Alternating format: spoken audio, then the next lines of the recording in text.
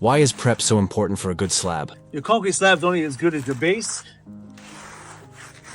So if your base is done very poorly or poured on very poor material and it doesn't have the support for the concrete, doesn't matter how good we paint this part, it's just going to end up cracking and falling apart.